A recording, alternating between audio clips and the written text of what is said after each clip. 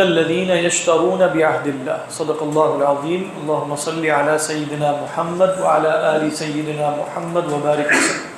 سورہ آل عمران میں ہم آیت نمبر 77 پڑھ رہے ہیں تفسیر بیضاوی میں سے۔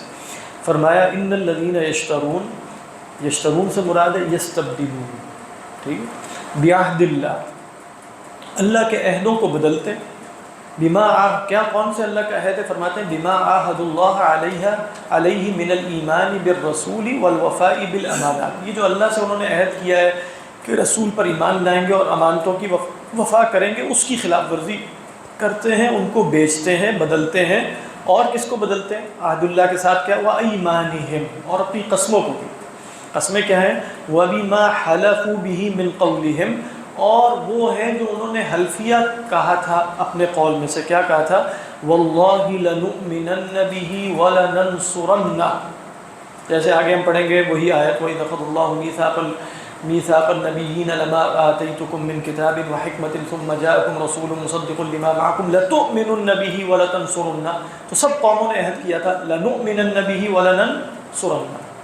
تو کہتے ہیں یہ جو ایمان تھا اس کے بدلے کیا حاصل کرتے ہیں؟ بدل کے ثمنا قلیلا، اس سے مراد ہے متاع الدنیا۔ فرمایا اولئک لا خلاق لهم فی الآخرۃ ولا یکلمهم اللہ، ان کے لیے نہ آخرت میں کوئی حصہ ہے نہ اللہ ان سے کلام کرے گا۔ اچھا، اللہ کون سا کلام نہیں کرے گا؟ حالانکہ ہمیں تو قرآن میں ذکر ہے کہ اللہ قیامت کے دن مجرمین سے بھی کلام کرے گا۔ تو اب اس کی وضاحت کرتے ہیں بما یسرهم، یا یہ مراد ہے ایسا کلام جو انہیں خوش کرے گا، وہ کلام نہیں کرے گا۔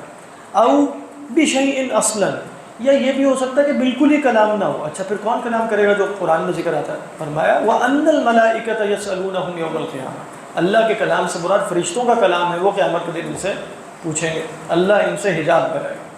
كَلَّا إِنَّهُمْ عَنْ رَبِّهِمْ يَوْمَئِذٍ لَمَحْجُوبُونَ۔ اس کے بعد فرمایا او، یا تیسری مراد دیکھیے وہ کیا ہے؟ تیسری مراد دنیا والی لے لی ہے، یعنی لا یکلمہم اللہ سے پہلی دو مرادیں کیا تھی؟ یہ قیامت کے دن ہو رہا ہے، یا مراد یہ ہے کہ اللہ ان سے وہ کلام نہیں کرے گا جو لطف اور کرم کا کلام ہو، یا مراد یہ ہے کہ کلام ہوگا ہی نہیں، فرشتے کریں گے۔ تیسری مراد دیکھیے او لا ینتفعون بکلام اللہ و آیاتہ، یا کلمات اللہ و آیاتہ، یا مراد یہ ہے کہ اللہ کے کلمات اور آیات سے وہ فائدہ نہیں حاصل کرتا، یعنی دنیا میں اللہ ان سے کلام کر رہا ہے نا، لیکن وہ فائدہ نہیں، گویا اللہ ان سے کلام نہیں کر رہا۔ اب یہ بات کہاں شفٹ ہوگی؟ دنیا کی طرف، سمجھ میں آ رہی؟ اچھا اس کے بعد فرماتے ہیں کہ وَالظَّاهِرُ أَنَّهُ كِنَایَةٌ عَنْ غَضَبِهِ عَلَيْهِمْ، کہہ رہے ہیں اصل میں یہ کلام نہ کرنا نا کنایتاً استعمال ہوتا ہے، اور کنایا کس کا ہے؟ غضب کا، اصل میں غصے کی بات، جیسے ہم بھی غصے میں کہتے ہیں آگے بتائیں گے میں نہیں بات کروں گا تم سے، ابھی بات ہی تو کر رہے ہو کہ میں تم سے بات نہیں کروں گا، یہ بھی تو بات ہی ہے، مراد یہ ہے کہ میں تم سے بہت غصے میں ہوں۔ تو فرمایا کہ وَلَا يَنظُرُ إِلَيْهِمْ يَوْمَ الْقِيَامَةِ، اس پر دلیل کیا ہے؟ اس لیے کہ اللہ نے یہ بھی فرمایا کہ قیامت کے دن انہیں نہیں دیکھے گا، تو اب کیا اللہ تو ہر شے کو دیکھ رہا ہے، تو قیامت کے دن انہیں نہیں دیکھے گا، کیا مراد ہے؟ اس سے مراد بھی یہی لی جائے گی نا کہ دیکھنے سے مراد حقیقتاً دیکھنا نہیں ہے، بلکہ مراد ہے کہ وہ نظر کرم نہیں کرے گا۔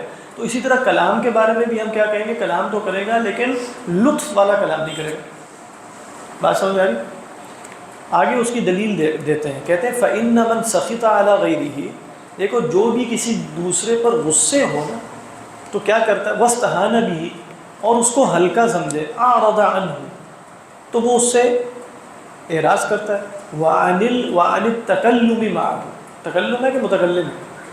ہاں تکلم، میرے یہاں متکلم لکھا ہے، میں نے خود ہی ویسے ٹھیک کر لیا۔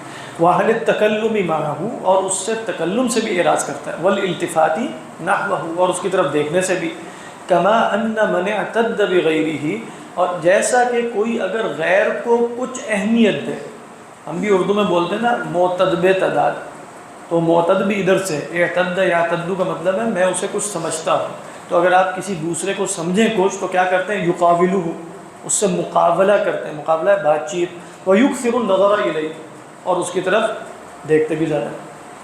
نہیں سمجھ میں آ رہی ہے کہ نہیں؟ بتانا یہ چاہ رہے ہیں کہ بھئی جب کوئی کسی سے ناراض ہوتا ہے تو بھئی اس کو دیکھتا نہیں ہے، راز کرتا ہے اور تکلم بھی نہیں کرتا، اور اسی طرح جو دوسرے کو کوئی عزت دیتا ہے تو کیا کرتا ہے؟ اس سے بات بھی کرتا ہے، دیکھتا بھی ہے۔ تو اصل میں یہ ناراضگی کی طرف اشارہ ہے، غصے کی طرف اشارہ ہے کہ اللہ تعالیٰ نہ انہیں دیکھے گا نہ ان سے کلام کرے گا، مگر نہ وہ دیکھ بھی رہا ہے اور کلام بھی کرتا ہے۔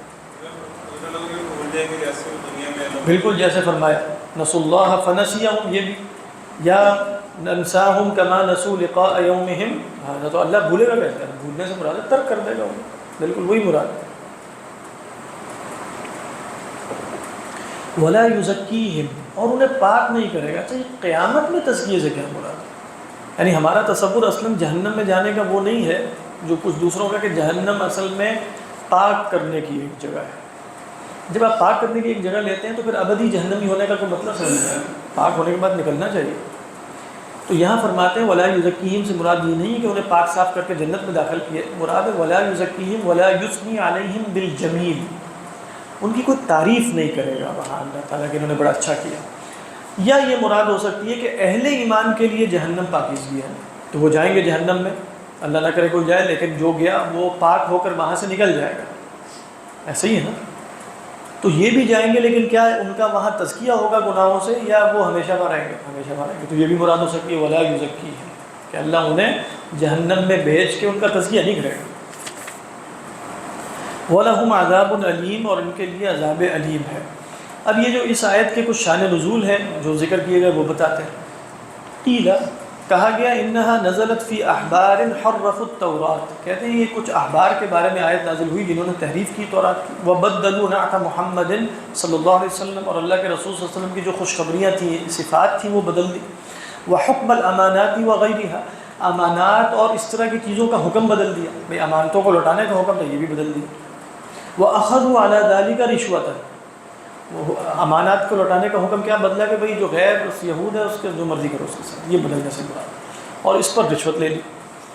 وقیل، اور یہ بھی کہا گیا، یہ دوسرا شان نزول ہے، نزلت فی رجل اقام سلعة فی السوق فحلف لقدر اشتراها بما لم يشترها به، کہہ رہے ہیں کہ یہ ایک صاحب کے بارے میں جنہوں نے بازار میں اپنا سلعہ سودا بیچنا شروع کیا، تو ایک شے، اب آپ سودا بیچ رہے ہوتے تو آپ کہہ رہے ہیں نا اللہ کی قسم میں نے یہ اتنے کی خریدی ہے، اور عجیب بات ہوتی ہے کہ ہم بھی دیکھتے ہیں کہ وہ کہتے ہیں اللہ کی قسم اتنے کی خریدی ہے، اس کے بعد اس سے کم پہ بیچ کے چلے جاتے ہیں۔ ابھی تو تم اللہ کی قسم کھا رہے تھے کہ اتنے پہ کی خریدی ہے، تو اب کم کیسے ہو گیا؟ تم لاس کر کے جا رہے ہو اپنا، لاس ہم شکل سے پتہ چل رہا ہوتا ہے کہ کوئی لاس بھی نہیں ہوا، پھر اللہ کی قسم کا کیا مطلب ہے؟ کہہ رہے ہیں یہ ہوتا ہے نا، تو فرمایا فحلف لقدر، ایک کوئی ہانڈی بیچ رہا ہے، اللہ کی قسم کھاتا ہے اس ہانڈی کے متعلق، اشتراہا بما لم یشتریہا بہ، کہ اس نے خریدی ہے اتنے کی جتنے کی اس نے نہیں خریدی تھی۔ بس یہ بولا، یہ بھی ان الذین یشترون بعہد اللہ وایمانہم ثمنا قلیلا۔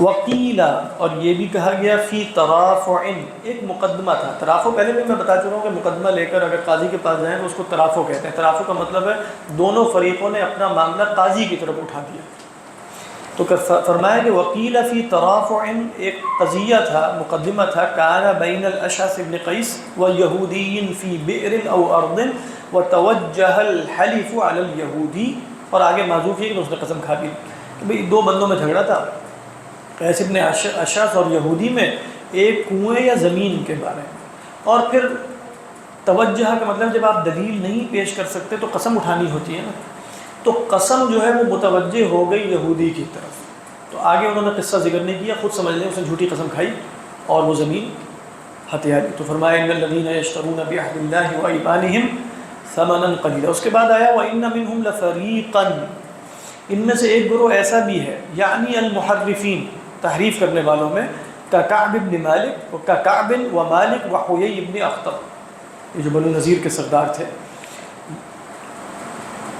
حضرت صفیہ رضی اللہ تعالی عنہ ام المؤمنین کے والد حیی بن اخطب۔ تو فرمایا یلوون السنتہم بالکتاب، یہ لوگ کیا کرتے ہیں، لیکن لوا یلوی کہتے ہیں زبان کو مروڑنا، تو یہاں فرماتے ہیں یفتلونہا، فتل یفتلو بھی کس کو کہتے ہیں، رسی کو بٹنا، تو کہتے ہیں یفتلونہا بقراءتہا، اس کو پڑھتے وقت جیسے زبان کو ایسے مروڑتے ہیں، فیمیلونہا فیمیلونہا امال یمیلون، زبان کو لے جاتے ہیں، قراءت کو موڑ دیتے ہیں، عن المنزل الی المحرف، منزل سے محرف کی طرف، یعنی پڑھتے پڑھتے لوگ کر کے اپنے الفاظ بیچ میں جا کے منزل سے کس کی طرف موڑ دیتے ہیں، محرف کی طرف، یہ مراد ہے۔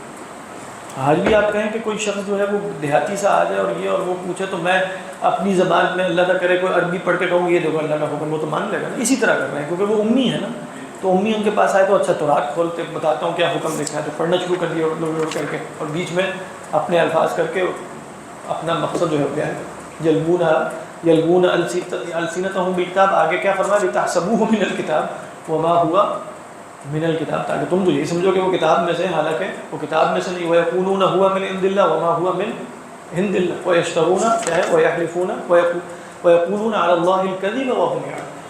تو یہ فتویٰ فروشی اور دین میں ترمیم کا ایک اسلوب ہے۔ اس کے بعد فرمایا او یعطفونها بشبہ الکتاب، عطف یعطف بھی موڑنا ہی ہوتا ہے، اس لیے جب ہم کہتے ہیں نا اردو میں عربی میں کہ یہ جملہ اس پر معطوف ہے، اس کا کیا مطلب ہوتا ہے؟ عطف ہے، واپس اس کی طرف موڑ رہا ہے، لغوی مطلب یہی ہوتا ہے عطف یعطف۔ منعطف کس کو کہتے ہیں آج کل فصحی زبان میں؟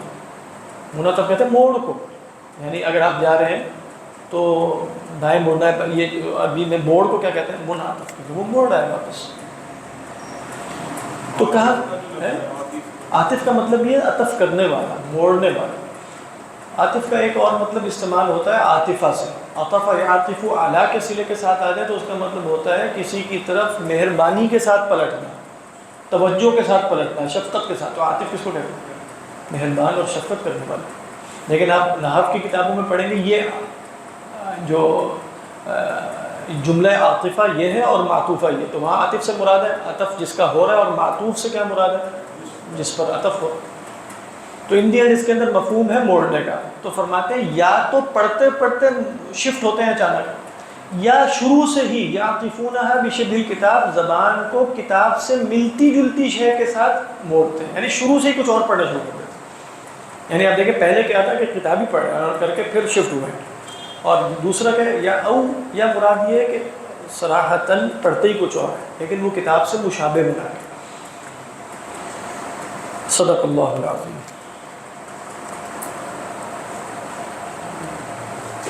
احمد اجاز صاحب کی ویڈیو میں اس میں سونگ سولومن میں محمد ان کا لفظ ہے، ہاں اس کا ترجمہ انہوں نے انگلش میں کیا تھا آل وی لو اٹ، وہ نام سے ہی میں نے سانگز آف ڈیوڈ میں ہے نا، سونگ سولومن سولومن ڈیوڈ محمد کر کے جو ہے سولومن۔ سر وہ ہمارے علاقے میں وہ کام کرتے ہیں تو وہی کہتے ہیں کہ پہلے روشنی وغیرہ پڑھتے ہیں، چاہتے ہیں دوسری ہر چیزیں بنا کے جب پھر کہتے کہ لشکر فرعون درخشت میں سب لشکر فرعون درخشت میں سب فتاشت، پھر دوبارہ آپ لوگ پڑھنا کہتے ہیں۔ تو میں نے ان سے پوچھا کہ یہ کیا ہے؟ کہتے بزرگوں میں بتا ٹھیک ہے نا، لشکر فرعون غرق شد، مصر فتح شد، ختم شد، بس صحیح ہے۔ یہ تو میں نے کہا ختم سے بولا، اچھا یہ آپ نے کہا، تو ان کا کیا ہے؟ لشکر فرعون غرق شد، مصر فتح شد، پھر آگے پڑھنا شروع۔ ٹھیک ہے نا، وہ شیطان کو بگانے کے لیے دیکھو لشکر فرعون بھی غرق ہوا اور مصر فتح ہوا۔ فارسی تو اس طرح کے بزرگ کلمات ہو سکتے ہیں اور شرکیاں نہیں ہونے چاہیے۔